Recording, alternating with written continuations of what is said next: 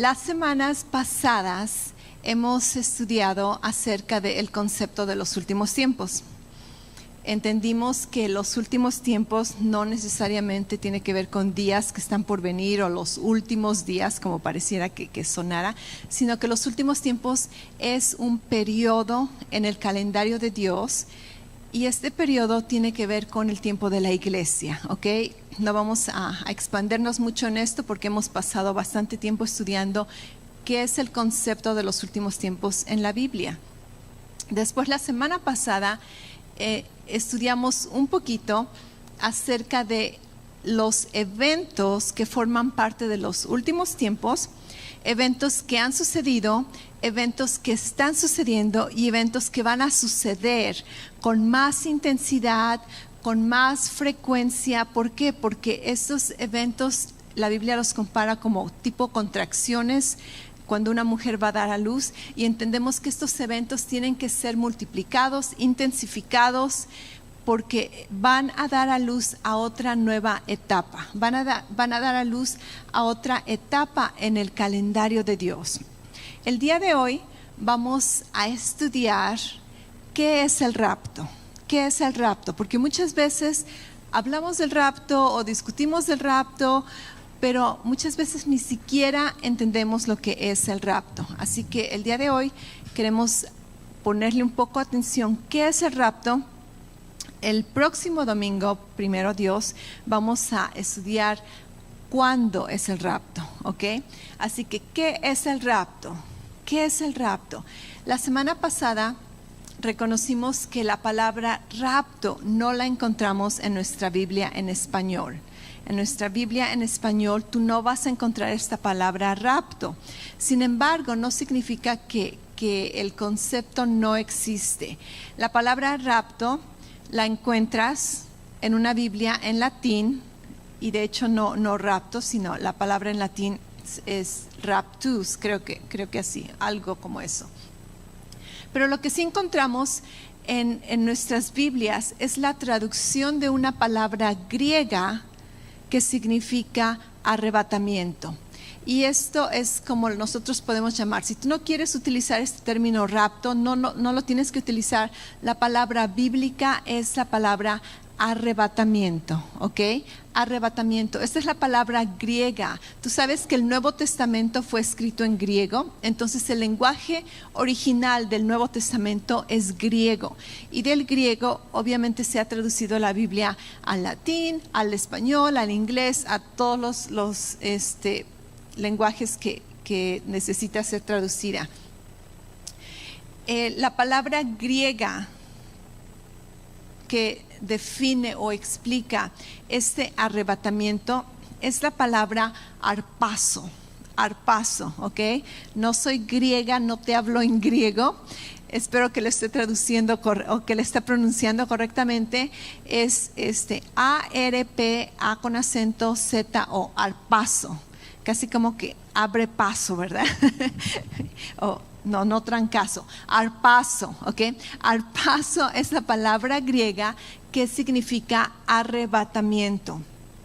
Y esta palabra también se define como un retiro físico, pero esto es repentino, es como cuando estabas chiquito y te ibas a cruzar la calle y la mamá nada más te agarra, ¿verdad?, de las greñas o del brazo, de la blusa, de donde sea, y te pone en la banqueta. Arpazo, ¿ok? Fuiste movido de un lugar a otro en un instante, muchas veces hasta de una forma tipo violenta, de sorpresa. Arpazo, ¿ok? Dale un codazo al hermano y dile arpazo, ¿no es cierto? Entonces vemos que esta palabra en el griego, en el Nuevo Testamento, se menciona 17 veces en 13 versículos, ¿ok? Pero algo súper interesante de esta palabra, arrebatamiento, es de que tiene que ver con mover de un lugar a otro, tiene que ver con un momento repentino, con un jalón repentino, y muchas veces con violencia. Algunos de ustedes están familiarizados con el versículo que dice: el reino de los cielos sufre violencia y los violentos lo paso. Los violentos lo arrebatan.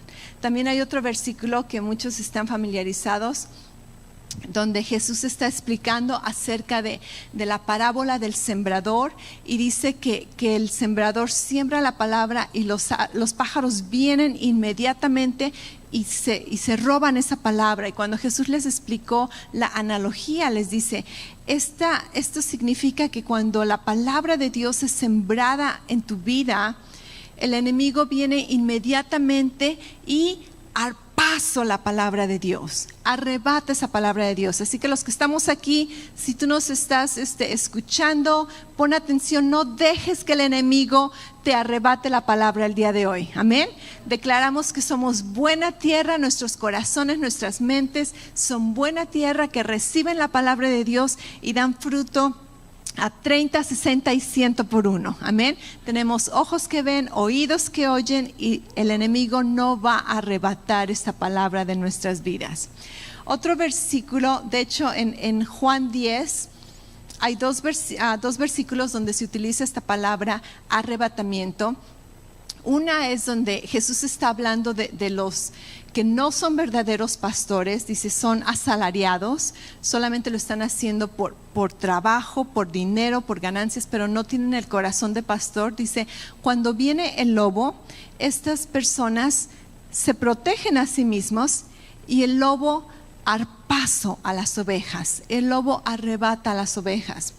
Pero después Jesús continúa y dice: pero el verdadero pastor, el buen pastor, y está haciendo la analogía de que Él es el buen pastor, dice: pero el buen pastor cuida de las ovejas, da su vida por las ovejas, dice, y nada las paso de mi mano. Amén, nada las va a arrebatar de su mano. Eres una oveja de Jesús. El día de hoy tú puedes estar tranquilo, tu corazón puede estar descansado, confortado, porque nada te va a arrebatar de la mano de tu Dios. Amén. Es por eso que podemos cantar canciones tan bellas como que mi destino eterno es Jesucristo. Nada me podrá separar del amor de Dios. Su bondad me sigue todos los días de mi vida. Qué preciosos son estos tiempos de alabanza y de adoración, porque edifican nuestra fe, edifican, confortan nuestra alma, nuestras emociones. Así como que se me había olvidado todo lo hermoso que es Dios, con toda la vida y la rutina, pero cuando estoy aquí tengo un tiempo para levantar mi adoración a Dios. Wow, me doy cuenta que el Señor es mi pastor y que nada me faltará y que nada me va a arrebatar de su mano. Amén. Entonces vemos que esta palabra arpazo se utiliza para tipo de arrebatamiento, pero interesantemente hay 5 versículos donde esta palabra arpazo se utiliza para mencionar, para darnos a conocer que hubo un desplazamiento físico de seres humanos, y coincidentemente estas 5 personas que se mencionan en la Biblia con esta palabra arpazo son creyentes, son justos, son santos delante de Dios. Y vemos que en estos ejemplos se está hablando de un movimiento, un desplazamiento físico, literalmente, y muchas veces hasta trascendentalmente, no solamente en un lugar físico, sino muchas veces tiene que ver con otra dimensión, ¿ok? Por ejemplo, no tengo estos versículos, no los vamos a leer, solamente te voy a mencionar estos ejemplos. En Hechos 8:39, la Biblia nos dice acerca de Felipe. Felipe era uno de los discípulos en la iglesia primitiva, cuando la iglesia empezó. Y Felipe, la Biblia dice que en una ocasión un hombre está escudriñando la profecía de Isaías y de plano no le entiende, Y Dios dice, necesito que alguien vaya y le explique a este hombre, ¿verdad? ¿Y qué sucedió? Felipe iba junto por allí y le dice, hey, ¿te puedo ayudar en algo? Y eunuco me parece que era, le dice, sí, ¿de quién está hablando esta profecía? Y Felipe le dice, esperaba que me preguntaras eso. Ok, déjame decirte. Y lo empieza a evangelizar, le habla acerca de Jesús, que Él es el Mesías, que vino, que murió, que este hombre puede llegar a conocerlo personalmente. Y este hombre dice, quiero a Jesús. Y le dice, ¿y después qué hago? No, pues lo siguiente es bautízate. Y este hombre le dice, aquí hay agua, ¿por qué no me bautizo ahorita? En un chapurrón que se encontraron en la calle, ¿verdad? Y Felipe le dice, pues, ¿por qué no? Se bajan de la carreta, se bautiza este hombre, y la Biblia dice que una vez que se bautizó, una vez que bautizó Felipe a este hombre, el Espíritu Santo lo arpazó y se lo llevó a otro pueblo, a otro lugar, a otra ciudad. Arpazo. Muchas veces yo en la noche le digo, Dios, si quieres llevarme a otro lugar a predicar, hazlo, ¿verdad? Pero me pones en la mañana porque tengo que cuidar a mis hijos, darles su desayuno, pero si quieres, ¿verdad? Cuentas conmigo y me voy de misiones en la noche. Créeme que le he dicho a Dios algunas veces esto. Dios, si quieres, pásame, ¿verdad? Y llévame a donde tú quieras, llevarme a África si quieres, predico el evangelio y después me regresas. No tienes que preocuparte del pasaporte, de la visa, de las máscaras en el avión. El Señor puede el Señor puede trasladarte, ¿ok? Otro ejemplo que encontramos en la Biblia es con Pablo. Pablo en 2 de Corintios 12:2 dice que Pablo tuvo una experiencia y él es bien sincero, dice, yo no puedo decirte si esto fue en la carne, si fue solamente en el espíritu, si fue una visión, si fue literalmente que fue trasladado, dice, no lo sé, dice, pero lo que sí te puedo decir es de que en una ocasión yo tuve un tiempo, una experiencia con Dios donde fui arrebatado al tercer cielo. Y después en el versículo 4 dice, y fui arrebatado al paraíso, arpazo, ¿ok? El cuarto versículo es en 1 Tesalonicenses 4:17. Donde nos dice que la iglesia de Dios, tenemos este versículo, podemos leerlo juntos, dice, entonces nosotros, los que estemos vivos y que permanezcamos, seremos arrebatados juntamente con ellos en las nubes al encuentro del Señor en el aire, y así estaremos con el Señor por siempre, ¿ok? Arpazo, estamos hablando de la iglesia de Cristo. Y obviamente el quinto versículo donde la Biblia en el Nuevo Testamento nos habla de este tipo de arrebatamiento con la palabra arpazo es en los evangelios, donde se habla acerca de el Señor Jesucristo cuando estaba en el Monte de los Olivos. Dice que levanta sus manos, bendice a los discípulos y es ascendido. Algunos evangelios mencionan la palabra ascender, otros recibido al cielo, pero en Lucas 24, 50 y 51, en Hechos 1:9 se menciona esta palabra arpazo. De hecho, Apocalipsis 12:5 también menciona que el hijo de la mujer, ¿verdad?, fue arrebatado al cielo. Entonces vemos que aunque la palabra rapto quizá no la encontramos literalmente en la Biblia, ese término de ser movido, trasladado, arrebatado, es un término común en la palabra de Dios. Y esos versículos solamente se referían a esta palabra específica, arrebatamiento, en el Nuevo Testamento. Pero quiero que sepas que la palabra, más bien el concepto del rapto, no es un término nuevo, aunque obviamente cuando tiene que ver con la iglesia, era parte del misterio, donde solamente le pertenece a la iglesia, durante el tiempo de la iglesia, obviamente.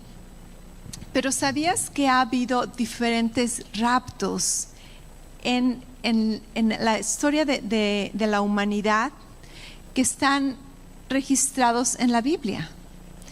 Por ejemplo, el primer rapto que la Biblia nos menciona, y cuando estamos hablando de rapto, no solamente estamos hablando de un arrebatamiento, ¿ok? Porque, por ejemplo, Felipe fue arrebatado de una ciudad a otra. No se fue al cielo, no desapareció. Pablo fue llevado al tercer cielo, al paraíso, pero regresó, ¿verdad? Entonces no estamos hablando de un rapto total donde eres tomado y llevado al cielo, excepto por el Señor Jesús y por la iglesia cuando suceda. Pero en esta ocasión estamos hablando de gente que literalmente estaban aquí, y como el rapto de la iglesia va a suceder, de repente, en un instante, en un abrir y cerrar de ojos, desaparecieron y no probaron la muerte, ¿ok? Por ejemplo, el primer ejemplo es Enoc. En Génesis 5:24 nos dice que Enoc tenía una relación muy especial con Dios. Dice, Enoc caminó con Dios y dejó de ser. Así como que, ¿qué? Ok, espérate, déjame ver qué dice. Enoc caminó con Dios y dejó de ser. Y así como que, ¿de qué se trata? Pues esto podría asumir muchas cosas y cada quien podría pensar lo que quiera. Sin embargo, Hebreos 11:5 y 6 nos clarifica que Enoc no solamente dejó de ser, sino que se fue al cielo porque Dios lo tomó. ¿Ok? Entonces, aunque aquí necesariamente no estemos utilizando esta palabra arpazo, vemos que el concepto del rapto es algo que Dios está acostumbrado. Y me encanta que ahora, ¿verdad?, el Señor Jesús tiene un nuevo nombre para mí y es el arrebatador. Jesús es mi arrebatador. Después en Elías 2, versículo 11.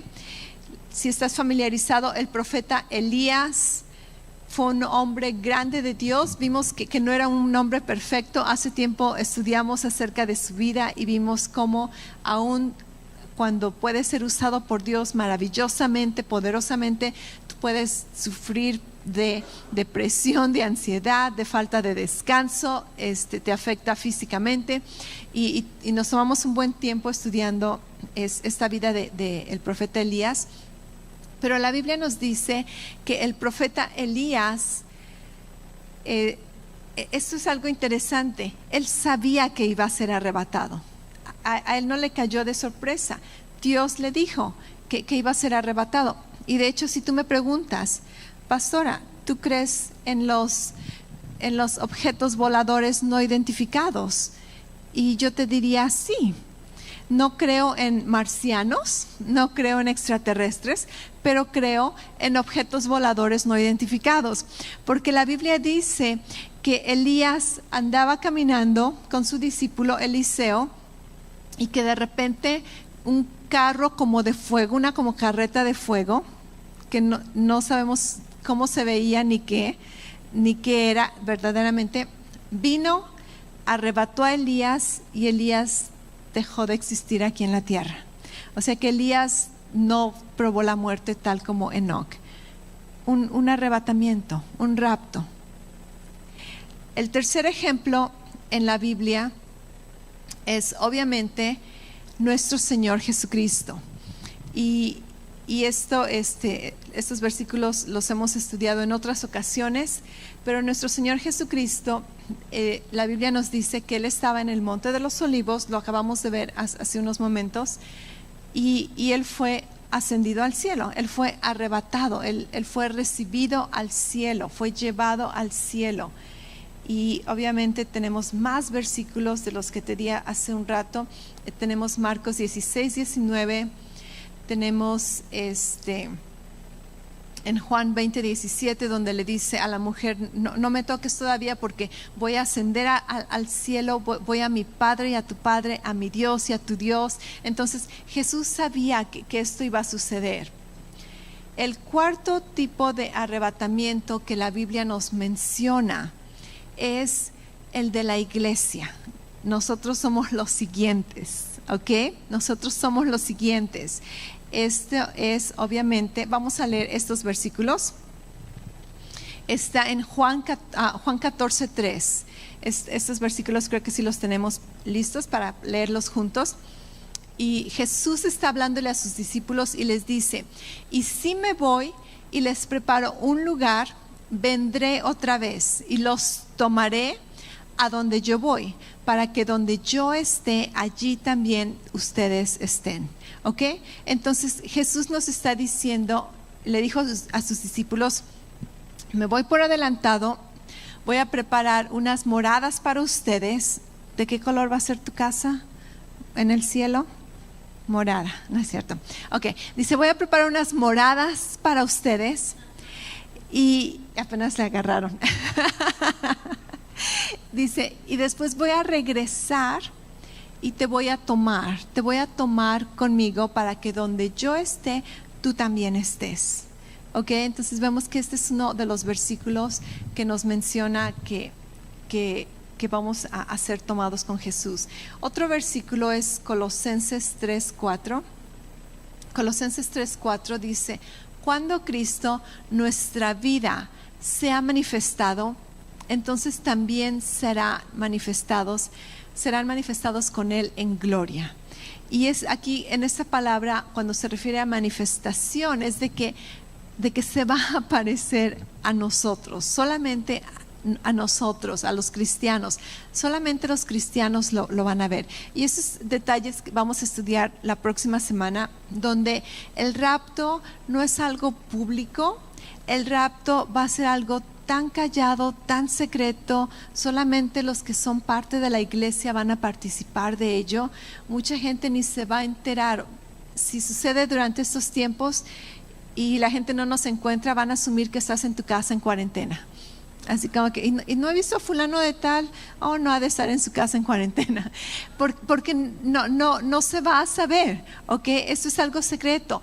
No, el mundo no va a saber qué sucedió hasta después, cuando ya no estemos aquí. Pero Jesús dice: cuando Él se manifieste, nosotros vamos a manifestarnos con Él en su gloria. Otro versículo, creo que lo acabamos de leer, pero vamos a leerlo otra vez porque ¿por qué no?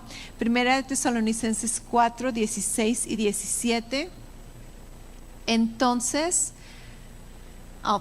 pues el Señor mismo descenderá del cielo con voz de mando, con voz de arcángel y con la trompeta de Dios, y los muertos en Cristo se levantarán primero. Versículo 17 dice: entonces nosotros, los que estemos vivos y que permanecemos, seremos arrebatados juntamente con ellos en las nubes al encuentro del Señor en el aire. Di conmigo: en el aire. Di conmigo: en las nubes. Dice: y así estaremos con el Señor para siempre. Así que reconocemos que en el rapto Jesús no viene a la tierra, ¿ok? Y esto lo vamos a estudiar próximamente, donde mucha gente se confunde acerca de la segunda venida de Jesucristo y el rapto. En el rapto Jesús no viene a la tierra. En el rapto Jesús nos encuentra en el aire y nosotros somos ascendidos allí y ya después nos vamos con Él. Y vemos que este versículo nos dice que los que han muerto en la fe antes que nosotros, o si nosotros llegáramos a morir, vamos a ser resucitados. Así que este rapto no solamente incluye un arrebatamiento, incluye una resurrección. Vamos a ser resucitados y eso va a suceder como en un abrir y cerrar de ojos. ¿Cuánto se tarda un parpadeo? Imagínate, en este parpadeo, los que murieron en Cristo van a ser levantados y nosotros vamos a ascender al cielo. Esto es algo milagroso, esto es algo sobrenatural, esto es algo que transciende nuestras dimensiones, nuestro entendimiento.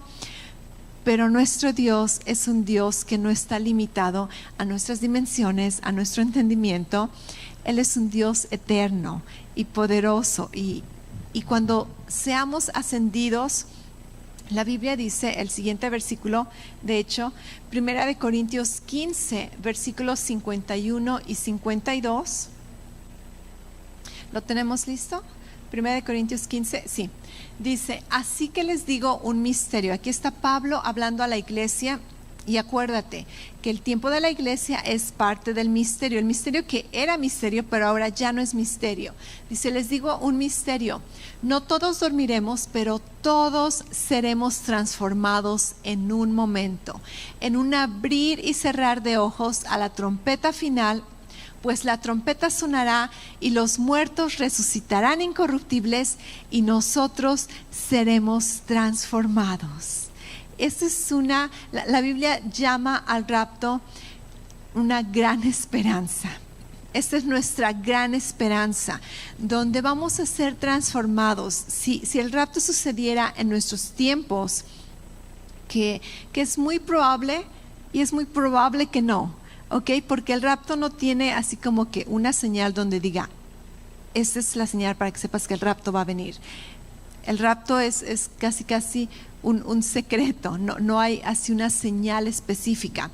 Pero yo creo que el Espíritu de Dios, como la palabra dice, que va a confirmar a nuestro espíritu, la palabra dice que el Espíritu de Dios nos va a mostrar cosas que están por venir.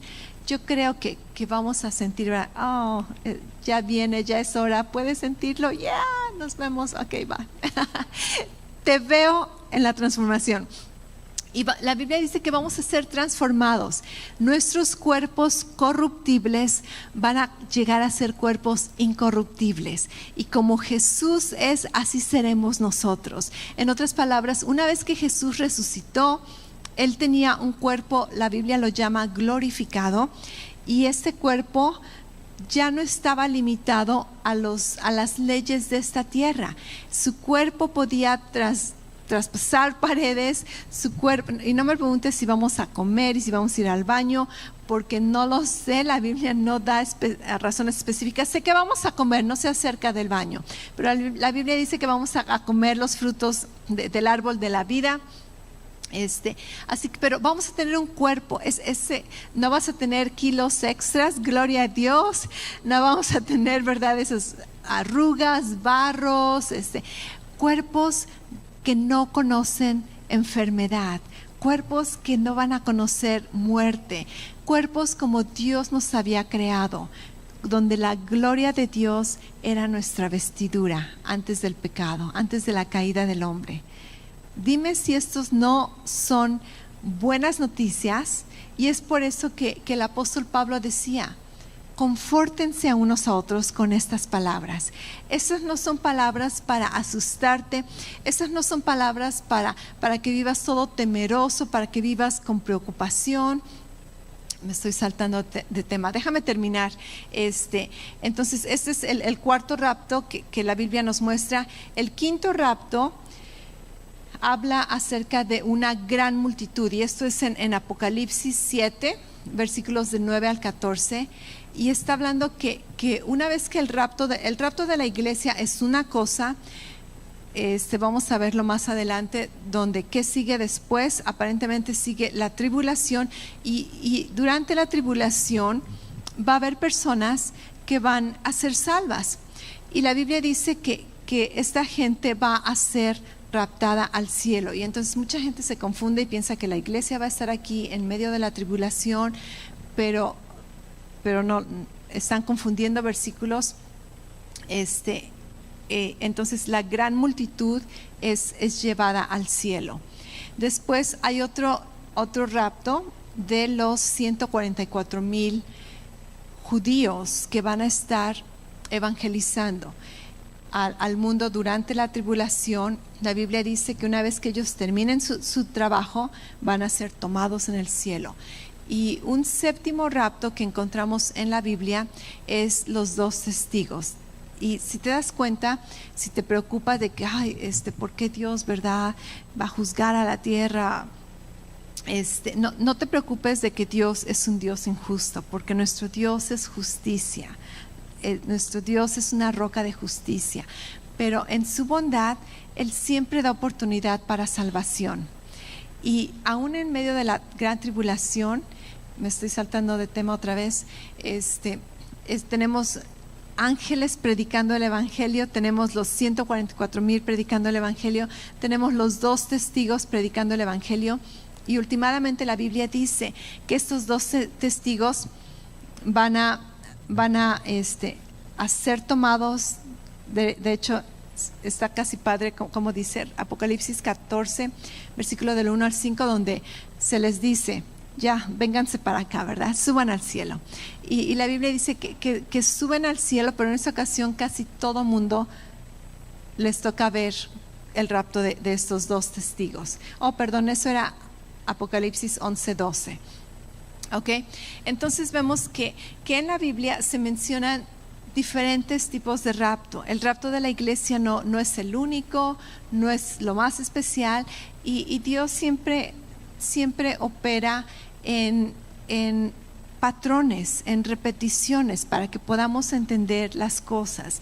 Dios siempre nos muestra simbolismos, patrones. Entonces ahora podemos entender, esto no es verdad, una enseñanza loca que la pastora se sacó de la manga porque no tenía nada que hacer durante cuarentena. No, vemos que verdaderamente es una doctrina, es toda una enseñanza que ha estado en la Biblia, y no solamente en el Nuevo Testamento, no solamente en un capítulo, sino en toda la Biblia encontramos este patrón de el rapto. Ahora, algo que es importante mencionar es de que el rapto, el arrebatamiento, no es el juicio de la iglesia, ¿ok? No es el juicio de la iglesia. Y esto lo vimos un poquito la semana pasada, de que muchas personas piensan que en el rapto solamente se van a ir los cristianos que están caminando bien delante de Dios. ¿Quién define esto? ¿Quién define esto? ¿Quién dice quién está caminando bien o no delante de Dios? El rapto es para todo creyente nacido de nuevo que ha puesto su fe en Jesucristo. El rapto no es para purificar a la iglesia. La iglesia es purificada por medio de la sangre de Jesucristo. La sangre de Jesucristo es poderosa para purificarte, para perdonarte. La Biblia dice que aún para limpiar nuestras conciencias, ¿ok? El rapto no va a purificar a nadie, o más bien si te pierdes del rapto, si te quedas, ¿verdad?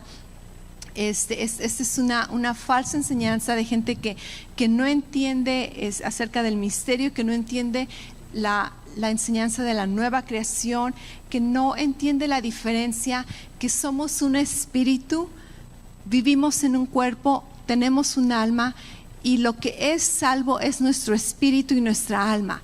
Jesucristo, cuando lo reconocemos como Señor y Salvador, Él viene y salva nuestra alma, nuestro espíritu que estaba muerto. Muerto significa separación de Dios. Entonces estábamos separados de Dios espiritualmente. En el momento que dices Jesucristo es el Señor, el Espíritu de Dios viene a vivir a nuestro espíritu, y la Biblia dice que ahora somos un espíritu con Dios. A mí me encanta enseñar el ejemplo de el puré de papas. Y si tú tienes una papa con la cáscara roja, y si tú tienes una papa con la cáscara amarilla, y si tú tienes una papa con la cáscara café, y las pelas y haces un puré de papa, al final tú ya no sabes decirme qué pedazo es de una papa con cáscara roja o con cáscara café. Llegan a ser una. Y la Biblia dice que cuando recibimos a Jesús como nuestro Señor y Salvador, llegamos a ser uno en el espíritu, no en nuestra carne, no en nuestra mente, en el espíritu. Es por eso que llegamos a ser el cuerpo de Cristo, y espiritualmente estamos sentados con Cristo en las alturas. Espiritualmente somos el cuerpo de Jesús. Jesús no va a cortar sus cuerpos para purificar parte de sus cuerpos. Jesús no necesita purificar su cuerpo, amén. Pero lo que tiene que ver con las obras, sabemos que el problema de la humanidad es el pecado singular. Y el pecado singular tiene que ver con la naturaleza de pecado. La naturaleza de pecado es la muerte espiritual. Dios no nos salva para perdonarnos de nuestros pecados. Los pecados son una conclusión. Los pecados son el resultado de la naturaleza de pecado. ¿Ok? Si el pastor nos explica bien fácil. Si tú eres un árbol de toronjas, vas a producir toronjas. Si tú eres un árbol de manzanas, vas a producir manzanas. Si tú eres una persona que tiene la naturaleza de pecado, vas a producir pecados. Y Dios no te va a juzgar por tus pecados. Dios te va a juzgar por la naturaleza que tienes. Cuando recibimos a Jesucristo, nuestra naturaleza cambia.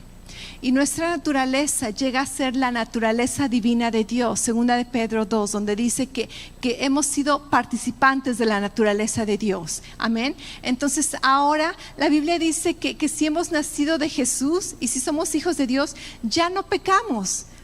¿Qué? Pastora, ¿cómo te atreves a decir eso? Ya no pecamos. Lo sé, estos son versículos que dices, ya no pecamos, tú ya no tienes la naturaleza de pecado, tú ya no puedes pecar. Pero podemos hacer actos de pecado, es otra cosa. Yo puedo ser un árbol de manzana y agarrar toronjas y ponerlas con un alambre en mi árbol. Y la Biblia llama esto no un fruto de mi naturaleza, sino una obra de la carne. En otras palabras, para hacer una obra yo tengo que trabajar. Para producir un fruto yo no tengo que hacer nada, se produce automáticamente. Nosotros producimos los frutos del Espíritu, pero también podemos, si escogemos, hacer las obras de la carne. Y las obras de la carne no nos separan de Dios, porque las obras de la carne no son más poderosas que la sangre de Jesucristo. Las obras de la carne, los pecados que hacemos, chismear, robar, mentir, ser flojo, todo lo peor que quieras imaginarte. Estas cosas son obras de la carne en un cristiano. El que no es cristiano, Dios ni siquiera le toma en cuenta esos pecados. En el cielo no hay gente buena, en el cielo hay gente redimida. Y en el infierno no hay gente que esté en el infierno porque fumaron o porque se emborracharon. En el infierno hay gente que no recibió la salvación de Cristo, ¿ok? Entonces los pecados no son el problema. La naturaleza con la que tienes de vida o de muerte, eso es lo que te impide irte en el rapto o lo que te impide recibir la vida de Dios aquí en la tierra. ¿Todos me están entendiendo? Ok, entonces vemos que el rapto no es para purificar a la iglesia, a los cristianos. Nosotros somos hijos de Dios, pero la Biblia habla acerca de una vida transformada. La Biblia habla acerca de una vida consagrada a Dios. La Biblia habla acerca de vivir vidas santas delante de Dios.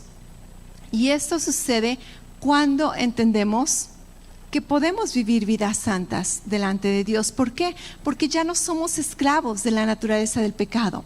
Ese pecado que te grita y que te dice, tú no puedes romperlo, esa adicción, esa obscuridad, te está engañando y te está haciendo sentir que tú eres un esclavo. Pero si tú eres hijo de Jesucristo, recibe la libertad y reconoce que tú no eres esclavo de ello. Tú tienes el poder para decir no. Y la mejor manera de decir no es transformar tu mente. La Biblia dice que si transformamos nuestra mente con la palabra de Dios, no vamos a seguir las corrientes de este mundo. La Biblia dice que si vivimos reconociendo la gracia de Dios en nuestras vidas, vamos a vivir vidas arrepentidas, porque es la bondad de Dios lo que nos guía al arrepentimiento.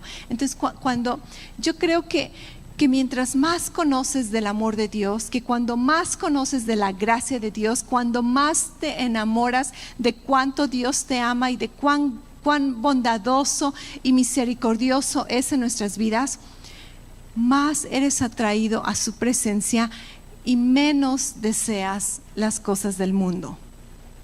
Pero si tú escuchas constantemente, Dios te va a castigar y eres un pecador y eres sucio delante de Dios y Dios no te soporta, ¿sabes qué? Llega el momento en que tú dices, pues a la goma con Dios porque jamás lo voy a poder complacer. No voy a poder vivir una vida como Él quiere porque es imposible. Lo es imposible, pero Dios nos hizo una nueva criatura. Así que no es por tus obras. La Biblia dice que Dios obra en ti el querer y el hacer. Y mucha gente tristemente no entiende esta diferencia y es por eso que se enfocan en el legalismo, se enfocan en la religiosidad, en el hacer, en no el hacer, en apuntar dedos. Esto no es el evangelio, esto no son las buenas nuevas, esto no es la salvación por fe. La Biblia dice que la ley vino a través de Moisés, pero la verdad y la gracia vino a través de Jesucristo. Y el reconocer a Jesucristo como nuestro Señor y Salvador es reconocer que en nuestras propias fuerzas jamás vamos a poder vivir vidas para Dios, jamás vamos a poder merecernos la gracia de Dios, jamás vamos a poder vivir una vida consagrada a Él. Pero Dios dice, ok, ya que admitiste esta realidad, déjame transformar tu corazón, déjame darle vida a tu espíritu, déjame convertirte en una nueva criatura y entonces tú puedes vivir la vida que yo he designado para que vivas, porque voy a escribir mi ley en tu corazón y no vas a hacerlo solo, te voy a dar la fuerza, te voy a dar la presencia de mi espíritu y con mi espíritu tú te conviertes en una persona libre de pecado, libre de tu pasado, libre de tus temores, libre de esos fantasmas que te persiguen. Ahora tú puedes vivir una vida en Cristo, una vida libre, una vida consagrada a Él, no una vida perfecta, porque depende de cuánto conozcamos, cuánto aprendamos, cuánto obedezcamos. Y últimamente, si vivimos vidas de pecado como hijos de Dios, solamente nos dañamos a nosotros. Esto no le afecta a Dios, esto no afecta su amor por nosotros, esto no afecta nuestra relación en cuanto a la salvación. Tú eres un hijo de Dios y vas a ser hijo de Dios, pero lo que sí va a afectar es que vas a sufrir las consecuencias aquí en la tierra. La paga del pecado es muerte y las obras de la carne traen muerte, y Dios no quiere que tú vivas con consecuencias de tu pecado. Cuando pudiste haber evitado, Dios desea que disfrutes de su voluntad, de su vida. La vida eterna, lo he dicho, es gratuita, pero la vida en abundancia es una decisión. Y nosotros con nuestra consagración a Dios, el reconocerlo, el tratar de aprender, renovar nuestra mente, obviamente no vidas perfectas, pero vidas que persiguen a Dios, como cantábamos, vidas que dicen, Cristo, yo quiero todo lo que hay de ti y quiero descubrir todo lo que tú eres en mí. Y así es como vivimos vidas exitosas, no perfectas, porque jamás vamos a ser perfectos, no santos en espíritu, alma y cuerpo, porque solamente cuando estemos glorificados nuestro cuerpo va a ser santificado 100%, pero vivimos en comunión con Cristo, guiados por el Espíritu Santo, renovando nuestras mentes, operando en obediencia, aprendiendo de nuestros errores, y si caemos y fracasamos, la gracia de Dios es más poderosa para cubrir nuestros pecados. Si confesamos nuestros pecados, Él es fiel y justo para perdonarnos y dejarnos que en el rapto, cuando llegue el rapto, no, para perdonarnos y limpiarnos de toda maldad. Amén. Gloria a Dios.